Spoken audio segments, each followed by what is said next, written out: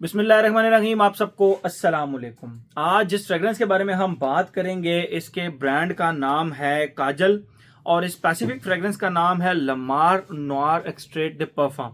Basically Kajal का एक perfume आया था लमार और इसकी बहुत ज़्यादा हाइप भी क्रिएट हुई थी मार्केट के अंदर।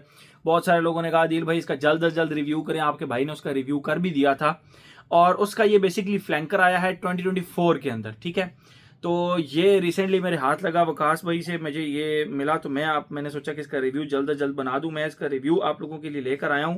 मैं पहले आप लोगों को इसका बॉक्स दिखाता हूं, फिर मजीद इसके बारे में हम बात करते हैं। रिसेंटली रिलीज ही है, ये रिसेंट रिलीज ही है।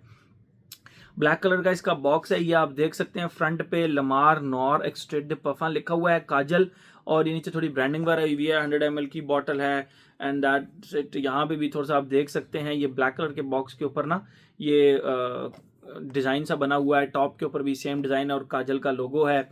बॉटम पे इसकी ब्रांडिंग वगैरह हुई है और बैच कोड भी if I am not wrong यहाँ कहीं पे लिखा हुआ होगा। यहाँ पे मुझे भी नज़र नहीं आया जल्दी जल्दी में, बहरहाल कि नज़र आया तो मैं आप लोगों को बता भी दूंगा। और बैक साइड पे ये इसकी थोड़ी सी कैलीग्राफी हुई हुई है। कुछ लिखा हुआ है अरेबिक के अंदर और कैलीग्राफी। ये इसका बॉक्स हो गया टोटल। और बात करते हैं हम बॉटल की, तो लमार का जो काजल का जो लमार था उससे मिलती जुलती बॉटल है बट कलर डिफरेंट है। ठीक है, ये आप देख सकते हैं ब्लैक कलर की बॉटल है। Lamar noir extrait the perfume Kajal, black colour का कैप है। और ये जितने भी काजल के जितने भी परफ्यूम्स आते हैं उनकी जो कैप्स होती हैं, कैप्स उनके जो डिज़ाइन होते हैं, आप अगर गिरे ना तो उनके जो डिज़ाइन होते हैं वो बॉटल के इस तरह होते हैं। ये खैर डिफरेंट डिज़ाइन में बॉटल है लेकिन कैप आप देख सकते हैं कैप एक ही शेप की होती है, बस डिज़ाइन थोड़ा सा डिफरेंट होता है। ठीक है, ये तो हो गई इसकी कैप हो गया, ये फ्रंट हो गया। इस साइड पे आप देखें तो थोड़ी सी वो कैलीग्राफी वही जो अरेबिक वाली है वो हुई हुई है।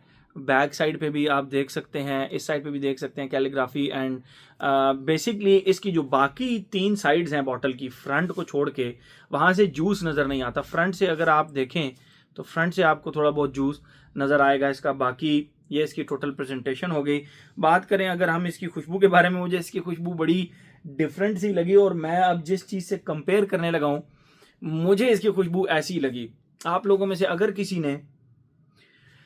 किसी ने गाजर का मुरब्बा खाया हो, गाजर का मुरब्बा, तो उसके जब आप गाजर के मुरब्बे का जब उसका बॉक्स ओपन करते हैं, अच्छा मज़े की बात, जब गाजर का मुरब्बा बनाते हैं तो उसको शुगर के अंदर ना कैरेट्स को, गाजरों को काटते हैं और उसके अंदर कार्डमम्स को भी काट के डाल देते हैं और उसको काफ़ी अर्से तक फिर रखते हैं। फिर जब आप उसके डब्बे को जब खोलते हैं तो उस गाजर के मुरब्बे के अंदर से जो स्वीट शुगरी सी एक कार्डमम की सी एक खुशबू आ रही होती है ना, कार्डमम की एक बहुत ज़बरदस्त सी जो खुशबू आ रही होती है भाई, एग्जैक्ट वो शुगरी स्वीट कार्डमम की जो खुशबू है ना वो इसके फर्स्ट फेज में आपको फील होती है।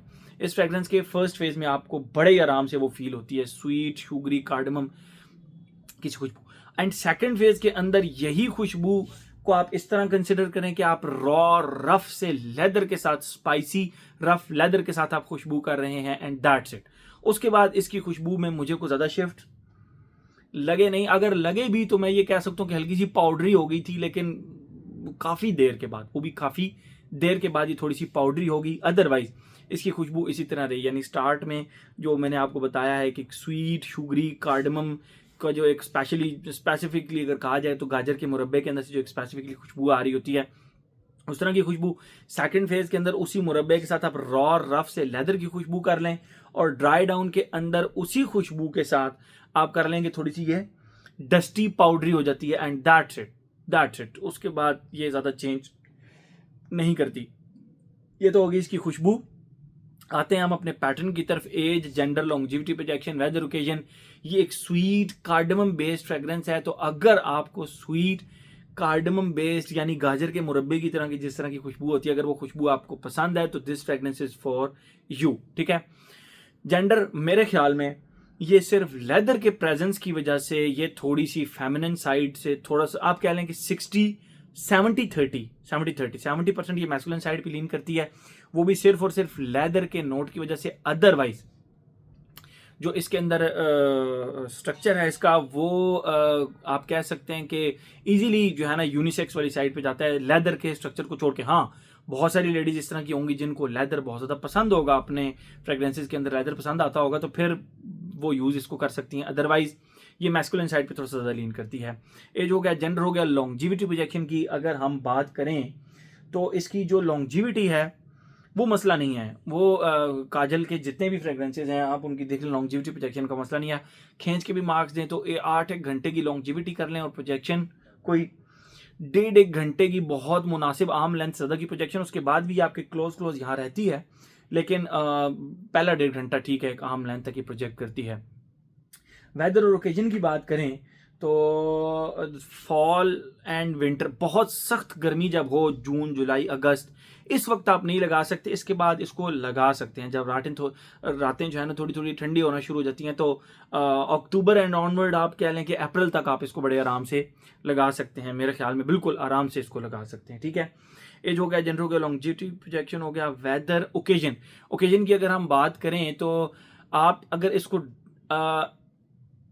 जीन्स की पैंट और ऊपर कोई कैजुअल सी फॉर्मल ड्रेसिंग के साथ, मेरे ख्याल में नहीं जाएगा। कैजुअल ड्रेसिंग के साथ, फॉल एंड विंटर की किसी भी कैजुअल ड्रेसिंग के साथ ये फ्रेग्रेंस बड़े ही आराम से जाएगी, ठीक है।